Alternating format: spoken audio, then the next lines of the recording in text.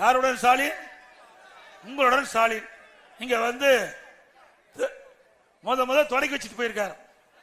உங்களுடன் ஸ்டாலின் என்ற ஒரு விளம்பரத்தால் அடிச்சு 46 கோரிக்கைகள் நீங்க கொடுத்தா உடனே நிறைவேற்றி கொடுத்துருவார் ஸ்டாலின். நிறைவேற்றி கொடுத்துட்டு தான் அடுத்த வேலையை பார்க்க போறார். ஏங்க இப்பதான் உங்களை பத்தி சிந்திச்சிருக்காரு ஸ்டாலின். 4 வருஷமா சிந்தனையே வரல.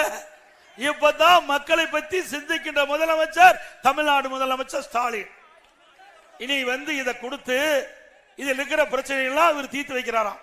சரி, எதிர்கட்சி தலைவராக இருந்தீங்க 2011க்கு முந்தி. நீங்க எதிர்கட்சி தலைவராக இருந்தீங்க 2016க்கு முந்தைய 10 ஆண்டு காலம் எதிர்கட்சியில் இருந்தீங்க. அப்ப என்ன சொன்னீங்க?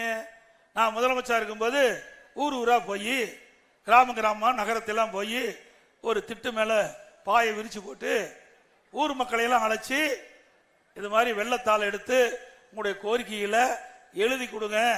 நான் கொண்டாந்துருக்கிறேன் பெட்டி வாங்கி பழக்கம் இல்லை, அதனால பெட்டி கொண்டாந்துருக்கிறேன். அந்த பெட்டியில அந்த கோரிக்கை மனுவை போடுங்க. நான் அந்த பெட்டியை பூட்டி சீல் வச்சு வீட்டுக்கு எடுத்துக்கிட்டு போய் பத்திரமா திமுக ஆட்சிக்கு வந்த பிறகு அந்த சீலை உடைச்சு பெட்டியை திறந்து மனுவை எடுத்து படிச்சு பார்த்து தீர்வு காணுன்ற. அப்புறம் எதுக்கு இது?